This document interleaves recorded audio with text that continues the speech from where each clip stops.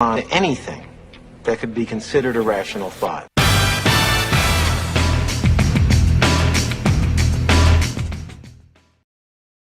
And of course, as always, we have plenty of rational thoughts on our show. We're going to have a good one today. My gosh, I'm excited to have our guest on.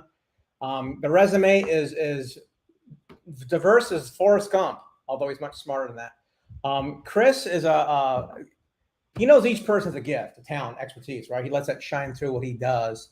Matter of fact, his first entrepreneurial endeavor was as a wildlife educator and studio exotic animal trainer. Yes, folks, he has trained lions and tigers and bears, oh my, and his favorite, of course, search and rescue dogs. So in other businesses, he's been licensed by the U.S. military, all 5 branches, and numerous universities as well. When the pandemic came, he quickly created a thing called Pastor 2.0, where he combined his years of sales, marketing, branding for Nike and Under Armour, curriculum writing for the Los Angeles Zoo High School, and he began focusing on launching and coaching the sacred space and other community leaders online. From there, he has began to work with more and more gifted, passionate, industry-leading professionals who want to create their own signature group coaching programs and the greatest legacy possible, which led to the creation of Launch Your Life's Work, which is his signature thing. His current program, and I'm really excited to hear more about myself, is called the Author Launchpad. He helps authors and experts package, launch, and scale their businesses for what we want, right? We want more income, impact, and influence. So he's married, lives in Long Beach, and when he's not coaching, speaking, or supporting clients, he's either with his son golfing, working out, running, cycling with his wife, or, as you'll tell us, just came back from Glacier National Park, my favorite spot. So without further ado, welcome to the show, Mr. Chris Trammell. Chris, how are you today? I am great, Doug. Thank you for that extraordinary introduction. Well, you wrote it, man. You wrote it. Yeah, it's a good one.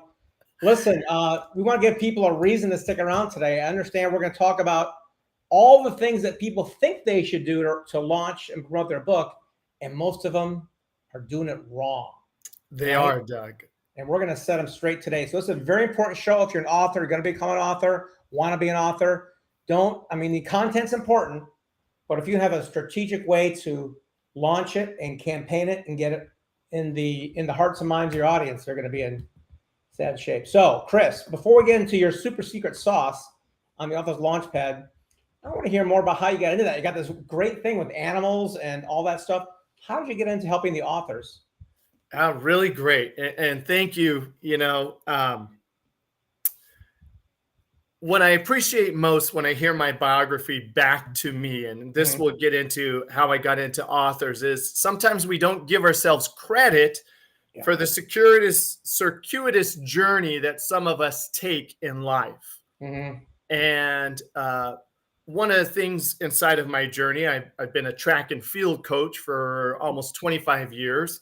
I was the curriculum writer for the Los Angeles Zoo High School, the science department to be exact, and that was about 15 years. And then, I did sales for Nike and Under Armour when there was an opportunity for me to take my track and field background and to now leverage and create a territory here in Southern California. Right. So what I saw for myself is that there was 3 main tools that I used, and that was clipboard, chalkboard, and keyboard, right? Yeah. The clipboard is the tool of the track coach who stands there, stopwatch in one hand, clipboard in the other, keeping track of performance. The chalkboard being how we teach, how we break down concepts and make them digestible for students so they could go on and graduate and do what they want to do in life. Yeah. And then lastly, it was the keyboard where I had to write the curriculums. And so when the pandemic hit, I was able to look back, and this is to paraphrase all of it, and to say, what were my skill sets? Well, they were in performance. They were in being able to create macro cycles and microcycles of how to perform and what you had to do when, what we call blueprints or frameworks.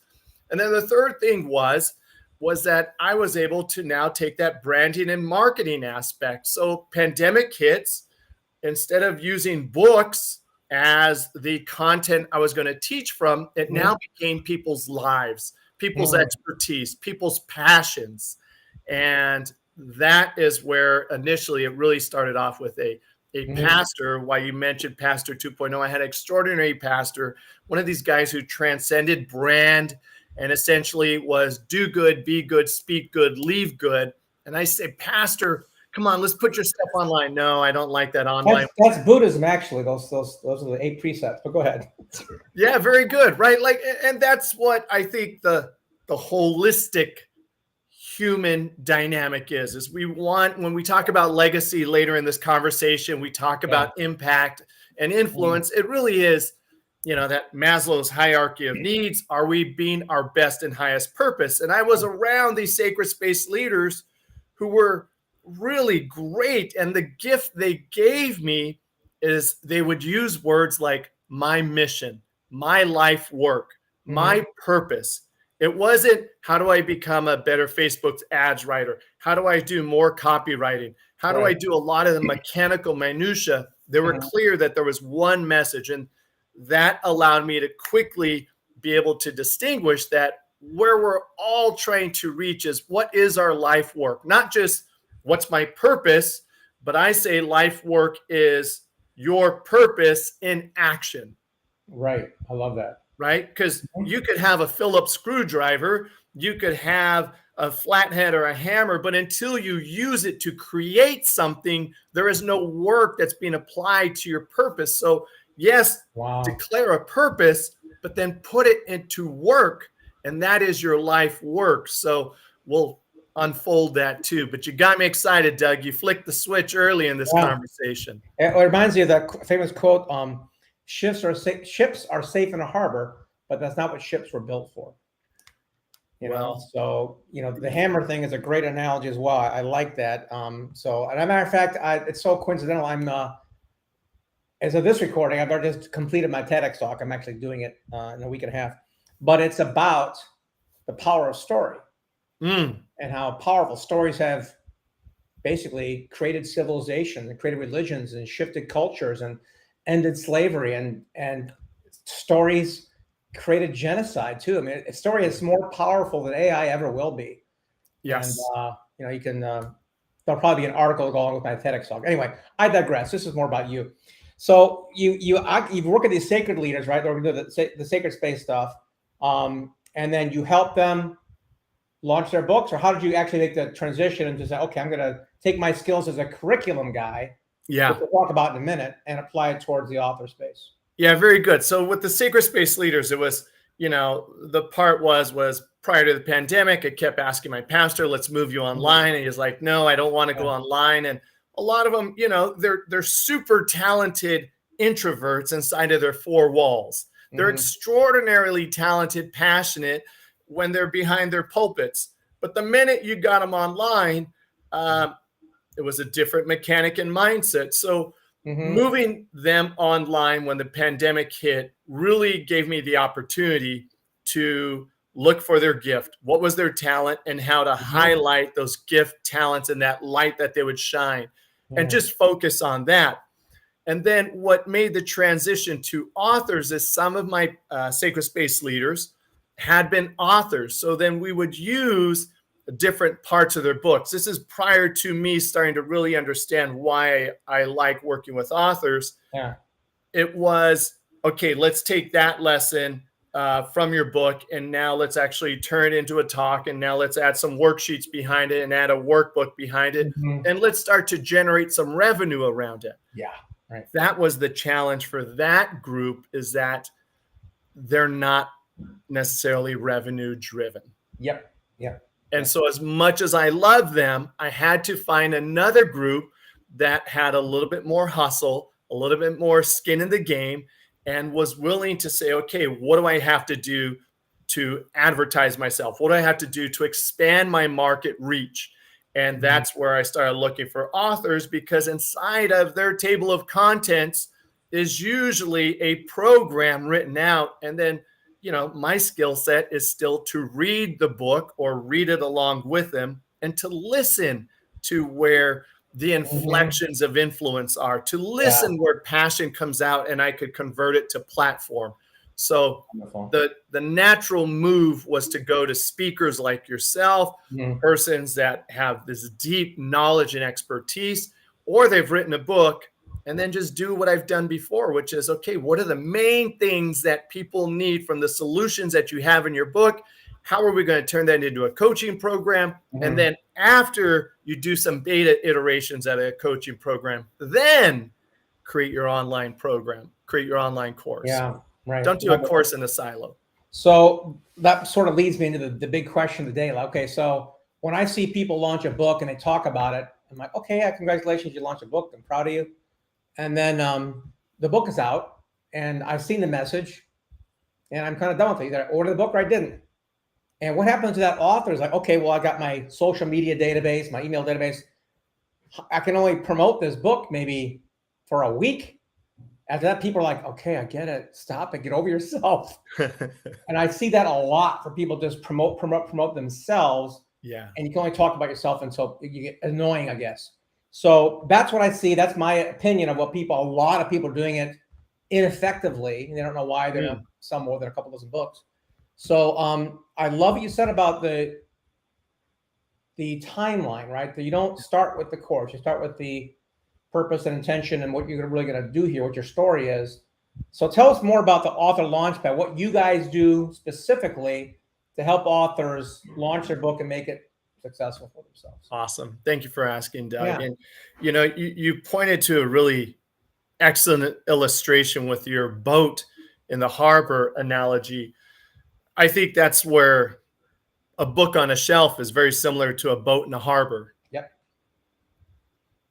That's great. There's a lot of knowledge in that book, but until someone brings it to life, until someone uses it for what it was designed for and actually implements and integrates what that knowledge is or what the purpose is, it's just another feel good. It's just another nice observation. Mm-hmm. Yeah, I know. And I looked at, visiting a friend's house, a couple of years ago, I think, and I'm looking at his bookshelf. Oh, that's a cool one. I pull it out. And I did this by accident. But I'm like, I turned it like sideways, holding the spine in my hand, and I'm looking at it like it's never been opened.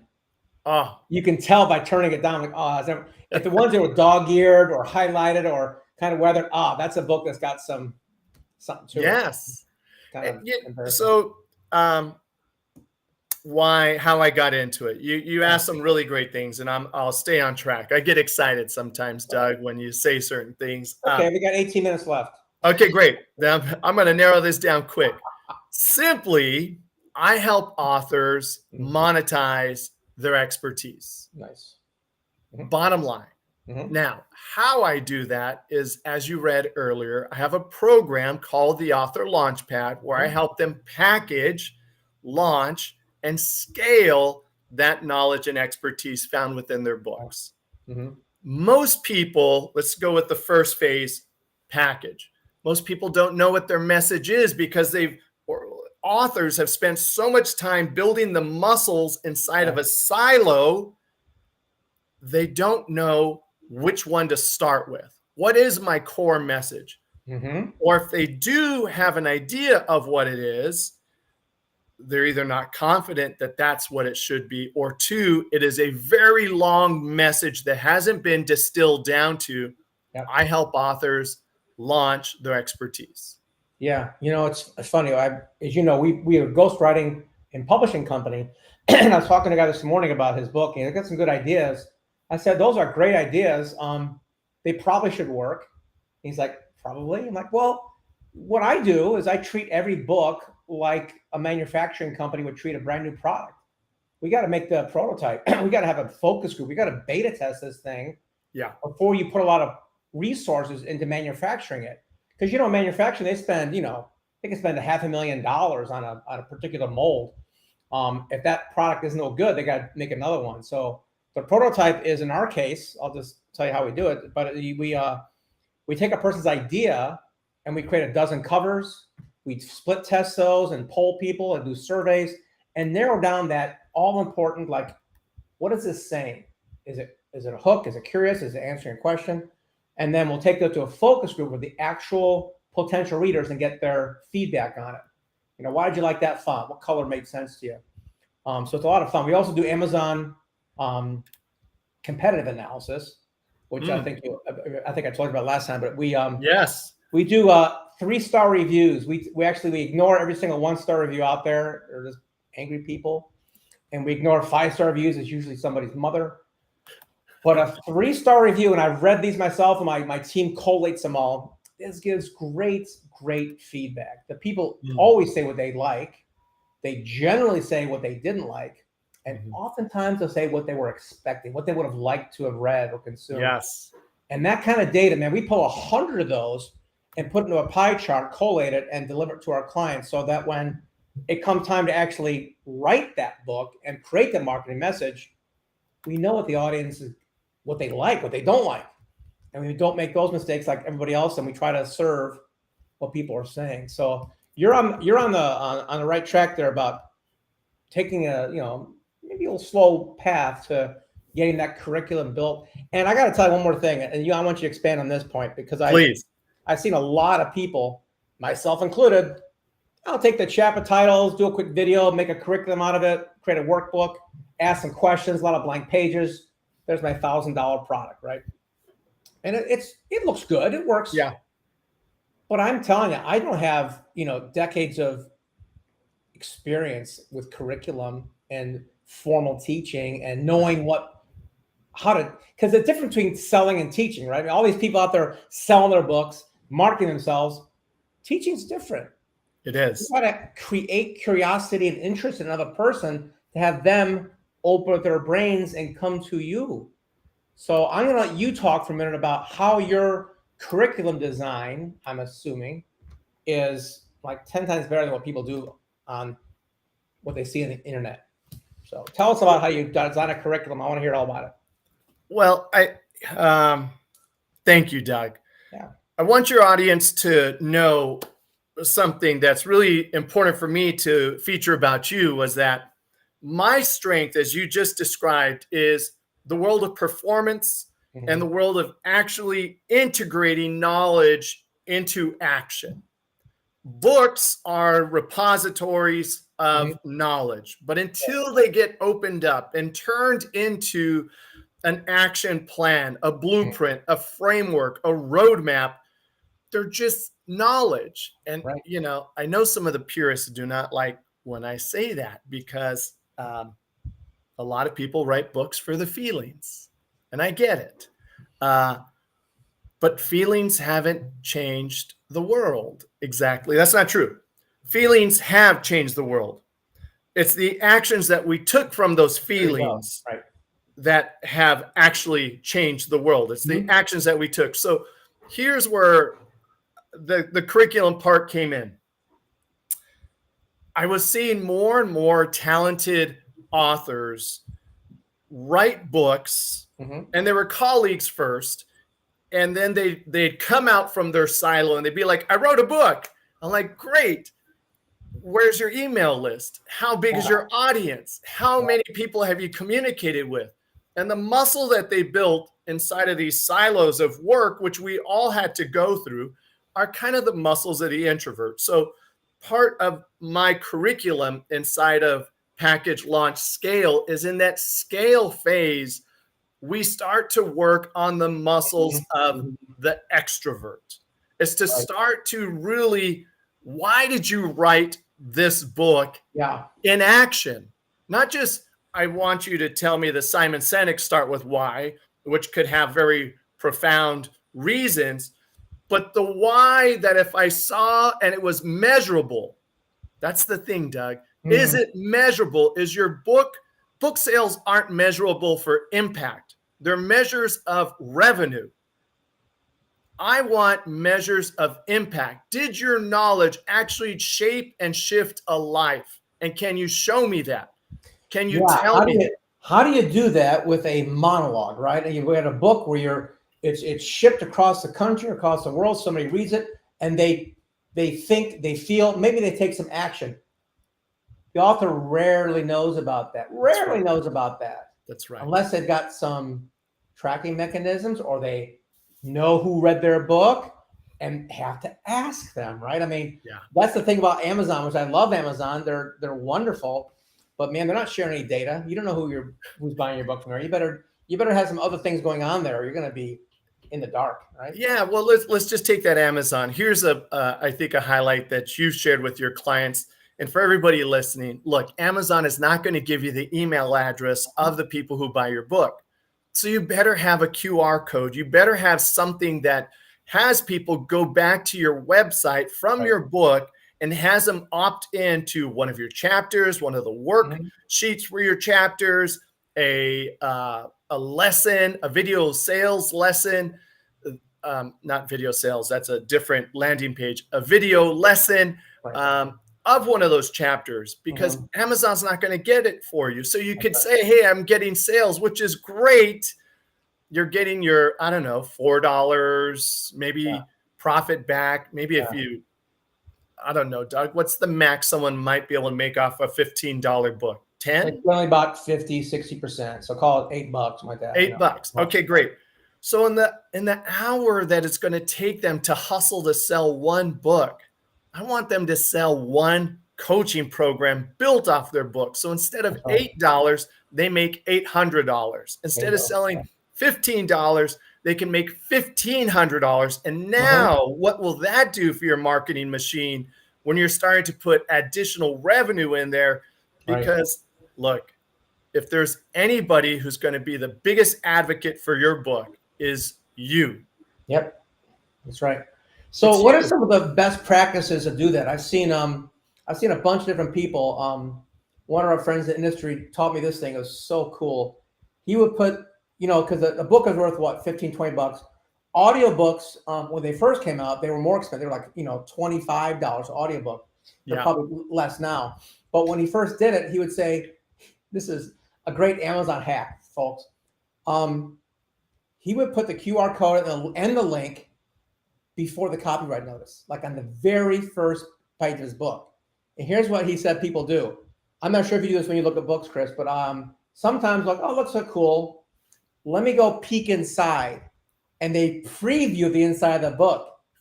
Exactly. He was getting leads without selling his book because people just go in there and then they go, oh, QR code, get it.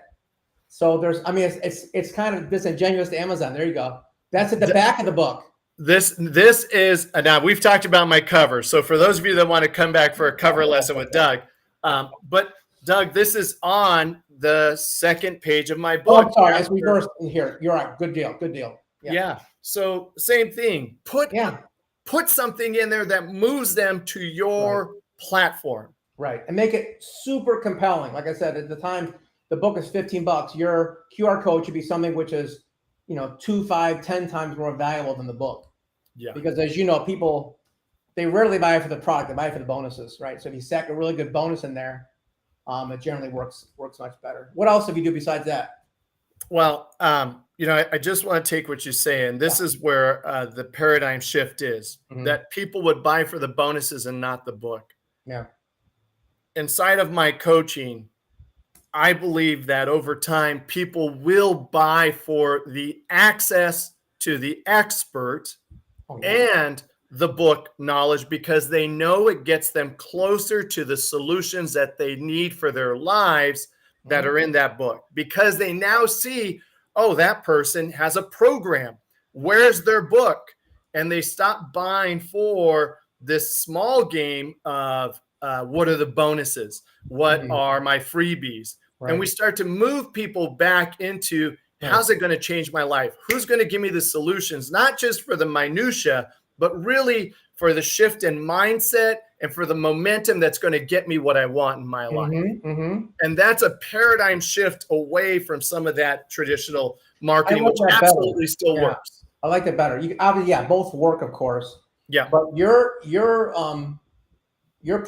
style of that has a lot more legs to it, because if people just buy for the bonuses, they get excited and it's an emotional sale. And like you and I both have things on my computer that were a bonus that I never opened, right? We all have things. Oh, this is cool. I get this. Where'd it go? I don't know. On my computer somewhere. The endorphin rush is gone, right? I got my fix. Forget something free or cool, and now it's over. I'm good. Yeah. So I like your idea of being more fundamental. Like here, I'm going to help you with your, because what's the other expression you can use? People don't buy information; they buy transformation. Yes. Right. And Yes. that's what you said about the getting access to the guy. Yeah, I can get you know, we'll just use you know, Grant Cardone's book 10X. Okay, it was a good book. I liked it. I didn't care for him for many years. I got his book. I'm like, I kind of like it now. Am I going to, you know, spend 20, 30 grand for access to him? Depends what my problem is. Right. If I think he can solve it, heck yeah. Yes. Because I've already tried on my own. And we can talk about coaching because, you know, Chris Trammell coaching.com is a great site where you can get things like that. You can go and look at his Author Launchpad there. Thank you. But having someone do it for you or guide you, or more importantly, avoid the landmines, yes, is super valuable. I'm a big fan. I've had many coaches in my life and consultants, and each time it's been a good thing. I think that's, you know, thank you. I'm going to take that. I mean, I'm going to put on my glasses now, Doug, so I sound more intellectual. You look smarter now, for sure. Yeah. One of the things that I see, I would assert that many, and then now let's to be clear, I work with nonfiction authors. If you're the next J.K. Rowling, C.S. Lewis, George Lucas, and you have a fiction book that is just completely filled with the lessons of living well and living life, I'll work with you, right? Yeah. But I don't do Harlequin, I don't do fantasy books. I work with nonfiction. Right.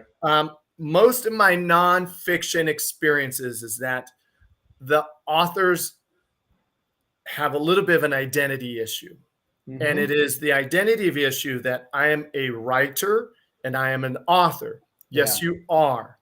But that does not generate impact and influence, and it doesn't allow people to integrate the information into their lives. There is a shift for especially this new world where we're becoming more digital, and as people are looking to pull back and still say, well, where's that personal connection inside of this digital world? The author has to have an element of coaching and an element of being able to transform through coaching. A book in and of itself is not going to transform anybody. No. It, even when people say, well, let's take the Bible. I'm going to go as deep water right now.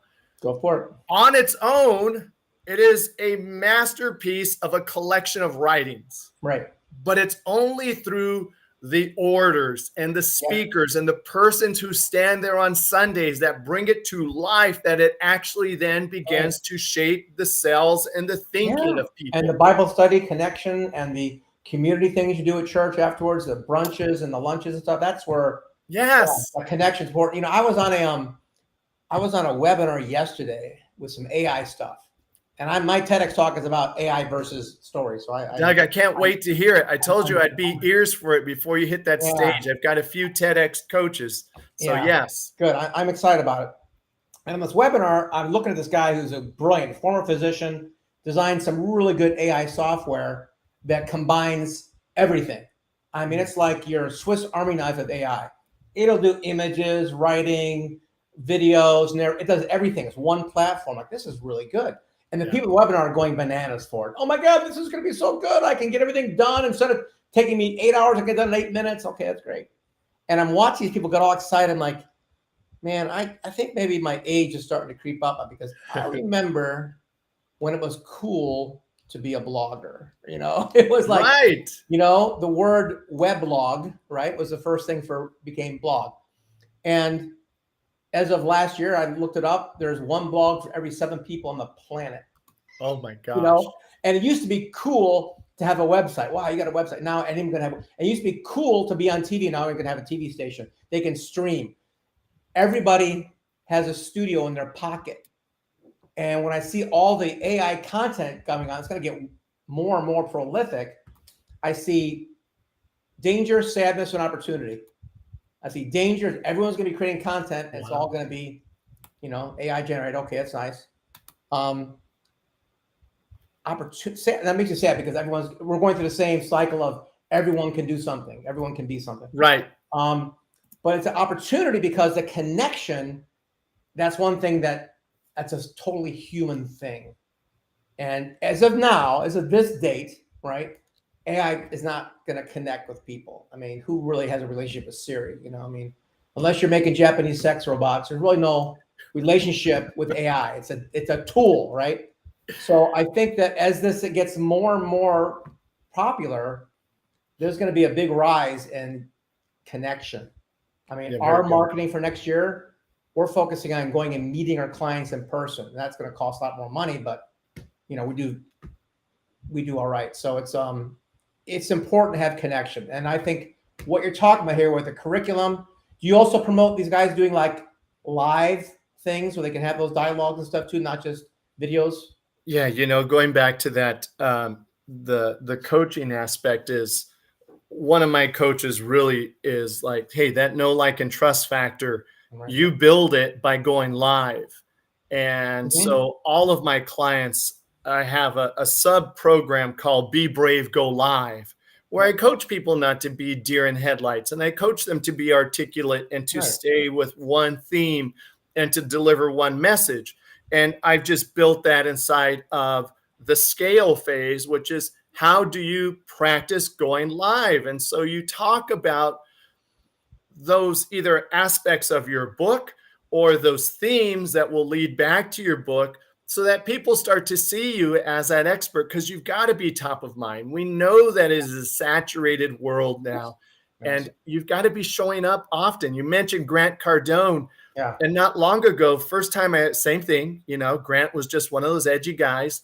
Yeah. But I read 10X Habits, and it reorganized my cells about, you got one life to live. You got to get out there and share what you got. You got to be omnipresent. But people push back against that, Doug, because it requires an element of skin in the game that most people say, I wrote a book, you go sell it for me. That's not skin in the game, because they know it's that crossing that threshold of the tip of the hierarchy of needs of self-actualization. Yeah. Yeah, we you know, we have a good list of, you know, VIP clients, and we charge a good penny to ghostwrite and publish a book for people. And again, this morning, a guy asked me, okay, well, I got a question. It's a loaded question. I know it, but I got to ask anyway. But like, what's the success rate? And I said, oh, it's 100%. And he, you know, dramatic pause. Goes, it's 100% if you put work into it. You know, you'll get some result from it. If you put nothing into it, you're going to get 100% of nothing. It's 100%.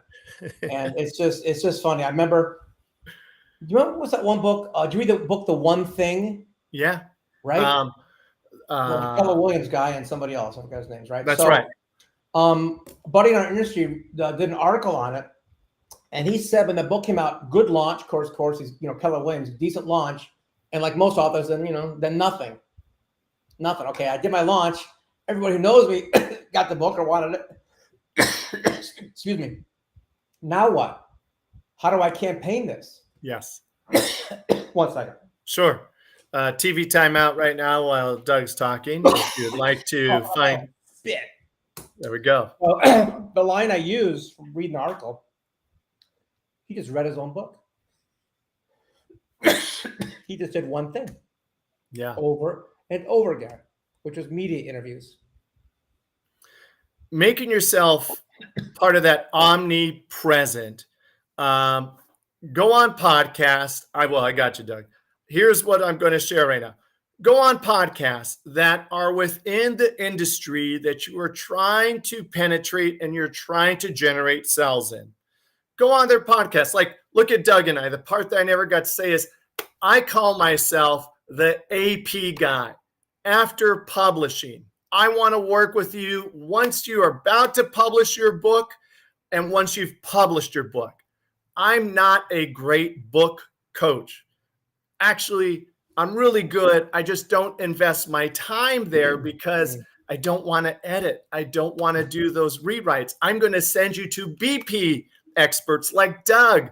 Yeah. Those are the persons. I want you to go to the before publishing experts, because if you look at how someone like Doug and myself work, we're like a relay team. For all of you who can remember track and field in high school, Doug runs one leg with you. I'm going to pick you up and take you to the finish line of really having your book exist in the world. Just because it was printed and published means it is tangibly in the world, but it doesn't exist and impact in the world until you bring the content to life. It's reminds me of one of the worst movies in the world. Field of Dreams. If you build it, they will come. Oh, Liar. It was a great movie. I'm joking, but yes. the message, if you build it, they will come. It's every marketer's dream and it's a nightmare because it obviously doesn't happen. It got distorted, man. They used it the wrong way. Yeah. It's a good movie. I'm just joking about that. Yes. So give us some before we finish up here. Give us some key takeaways. What are like 3 things someone can do to launch their book or do it effectively, or 3 mistakes they can make and avoid? Give me something. Okay, great. Thank you for asking. So here's one I would say is, well, I'm going to talk about the AP part, the after publishing and launching yourself as an author expert. That's really, I think, where our nonfiction individuals want to, I say there's core human injuries. We want to be seen, we want to be heard, we want to be safe, we want to be acknowledged, and we want to know our worth. Right. Everything is built inside of that. You could hear my behaviorist come out. I'm going to invite each and every listener here to start to go live, preferably on Mondays, and start letting people know the content that you're going to be inside of your book. And that's what you're going to start to go live about. So as you complete one chapter, I want you to do a short summary and go live about that. And at the end, say, if this interested you, I invite you to sign up for my coming soon book. Right. Start to build your audience. Don't write the book in a silo without an audience. So there's one. I want you to go live, and I want you to go live about the content of your book. 2, if it's the Rotary Club, if it's the Elks Club, if it's the Mooses, the Optimist, find the group that wants to hear you come and speak. Because you're going to start to listen for, how does my audience respond in real time? And that's what you need to remember. And then go back and refine that chapter based on what is the energy you get back from people. Doug, you could see I'm an introvert. I don't work on energy. No, wrong. I work on energy. I work on being with people in rooms because that's what we are. We're social animals. We move in and out of space with others. So when you write in a silo, you're missing the energetic connection with another human being. And that's where I say, get on a stage. And I don't care if the stage is 15 ladies at a women's group. Start there. Yeah. I love it. That is really good. Go ahead. That's 2. You got one more? I'm sorry. That's 2. The third one I'm going to offer is get in contact with Doug or get in contact with me because, Doug, I don't know about you, but even this morning, when I wake up, the voice kicks in sometimes faster than our highest purpose kicks in. And you got to have a coach. I mean, how many winning championship teams, and every author listening to this wants to be a winner with their book, didn't have a coach? None. But yet our adultness and our ego says, I'm fine. I'll do this on my own. Yeah. You won't win the game that you're playing. You will win the game that you're playing, which is called play without a coach. Just like you said earlier, you'll have 100% success rate at that game. Yeah.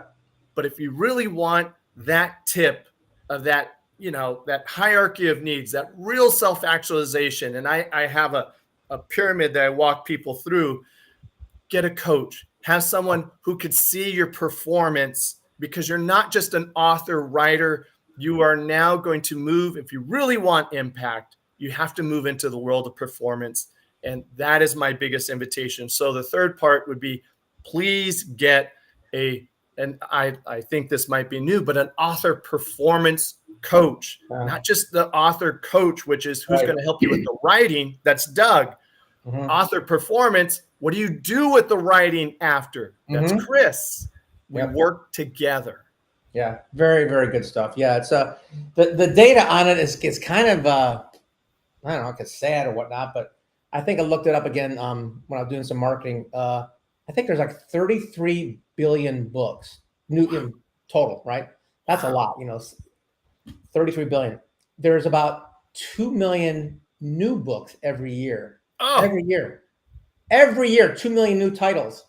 Now, people think, oh, I'm an author, no, I'm special. I'm like, Yeah, you are, because still the University of Michigan did a study. 81% of people think about writing a book, less than 1% do. So you're unique, but Yeah. there's a lot more unique people out there who are publishing stuff. And I say this about publishing, like, yeah, self-publishing is kind of cool. It's the best and worst things ever happen. It's the best because I don't have to, succumb to the man and tell him, oh, you're good enough to publish. I can do it on my own. Right. Well, it's good. It's good. Anybody can publish, and it's horrible because anybody can publish. Absolutely. So it's why it's important to have somebody who can make the words work and then get in the hearts and minds of your audience with extra content and multimedia stuff and courses, and most importantly, some results from your tutelage. Yes. So their lives improve and they can do the most important thing, which is share it with somebody else. Absolutely. What does Joe Rogan make? 100 million or something like that for his show? Some big number. Have you ever seen an ad for Joe Rogan? No, not one. Not one. And Now, that's the omnipresence. And, I think the big part about that is, authenticity. Yeah. He's being who he is. Mm-hmm. And he's also, I want to say, I believe when I listen to him, he's a really smart guy. Like, he's Jock, he's extraordinarily talented inside of mixed martial arts, but he is a learned individual who appreciates bringing his knowledge forward, and it's so engaging and compelling. Right. And, we go back inside of my circuitous journey. There's not many people I can't hang with, going from science, going from spirituality, working with animals, going, and now with all the different authors that I read, it allows me to see, oh, your best fit is probably going to be with this audience, and your best fit's going to be with this audience. And now, who do you get to be to have an impact on that audience? Right. My point on that is, like, think about it. He's never run an ad that, to my knowledge, maybe he has, but I haven't seen anything. And I didn't go looking for a podcast. I didn't go, let me find something, right?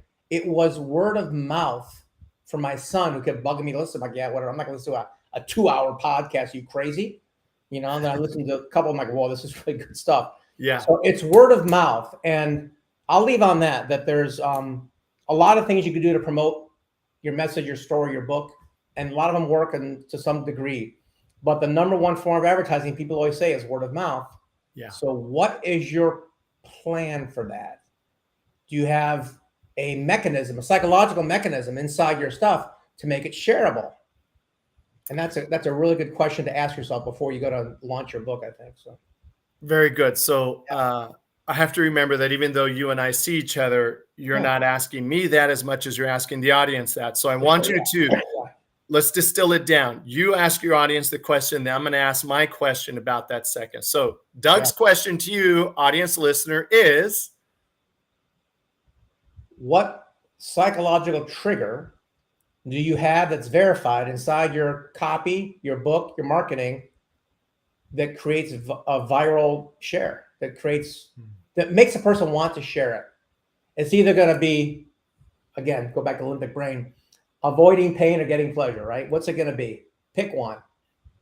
And make sure it's embedded in your copy so that people want to share it. My son wanted me to share that podcast because it was about a topic that was near and dear to me. He said, Doug, Dad, you got to listen to this thing. I'm like, yeah. But he had to tell me 2 or 3 times, repetition, before I went ahead and did it. So it's got to be shareable, and you got to understand why people share things. They share things because they want to feel like they're important. Like I found something. I got the cool video. I got the best cat video out there. Watch this one, right? We like and share stuff for a multitude of reasons, but I think that's why I'll end on that. That's my answer to my own question. So you go ahead and ask yours. And my question for the audience listener is: all right, I'm going to give one that I give inside of the very beginning, inside of a package. There's going to be a eulogy said about you at some point in time. What do you want them to say about you in that eulogy? And whatever you want them to say in that eulogy, reverse engineer it so that you're taking those actions now so that that is what gets said. Yeah. And I know that's a big thought, but if you want people to say when the time comes, you were a great philanthropist, you changed communities, you gave back to the high school you went to, you sold more books and impacted more lives than anybody else inside of this industry, then there's work for you to do. And how do you get to reverse engineer it? Because it's not impossible. It's very possible. You know, of all the goal setting objectives, things that we do, which are always like, well, that'd be nice. It's a wish, a dream. Yours is 100% going to happen. You know, we are going to die. There will most likely be a eulogy. We're not making this stuff up, folks. It's going to happen to all of us. So I think that's probably the best marketing goal setting advice I've ever heard. You know, is to write your own eulogy, be serious about it. And if you want to get real serious, get one of those countdown timers that calculate your age and put it, you know, oh, I got 10,000 days left, whatever it is. So, yeah. Yeah. Doug, thank you for that. You know, you said at the beginning, I went to Glacier National Park. One of my goals is, you know, when my father passed away, he asked to be cremated. He loved national parks. I grew up knowing the back of the Sierra Nevadas and Yosemite like the back of my hand. And I had a little urn with me that I sprinkled some of my dad. But in the national parks, part of my philanthropy is to go and do my life work and support national parks, is to be a donor and a philanthropist to the saving of the environment, to the saving of the ecosystem, to the best of my ability. But I can't do that in a silo if I'm hoping someone else sells and markets my books. I have to show up with the Doug Crowes. I have to show up wherever I could show up for that to have even have a chance to exist. So whatever you say, that last day they say about you, you've got to reverse engineer it and be working on it today. I love it. I hope you make all your clients write that out. That's a good one. Chris Trammell with 2 L's, coaching.com. Check it out. And if you want to go to the Author Launchpad, the extension, the-author-launchpad, and you can learn more about what Chris does. He'll help you do a better job with making real money with your book and making sure your message is in alignment with your passion and values. So Chris, thank you very much. Appreciate your time today. I appreciate it, Doug. Thank you. And for those guests that are here, I did want to make something from this conversation, you've totally inspired me. So if they go to theauthorlaunchpad.com /TAL_gift, there will be that same eulogy worksheet that I do with my clients. I will put that up. I don't think this will be up in the next 24 hours, but I will have that up within the next 24, 48. So by the time they go to theauthorlaunchpad.com /TAL_gift, that exercise will be there so that we could transform more nonfiction authors into philanthropists and the difference makers that's in their heart to be. They want to be. Absolutely. Chris, thank you so much for being on the show today. I appreciate it. Come back again sometime, would you? I absolutely will, Doug. Thank you so much. You bet. My pleasure. And that concludes our show for today in the Author Your Brand Show. You're going to want to take notes. And if you didn't take notes, don't sweat it, because click below here. Your show notes are there. Chris's website, his link, his free eulogy framework, everything you need. So subscribe, like, share, comment below. Appreciate you and have a great day. See you next time.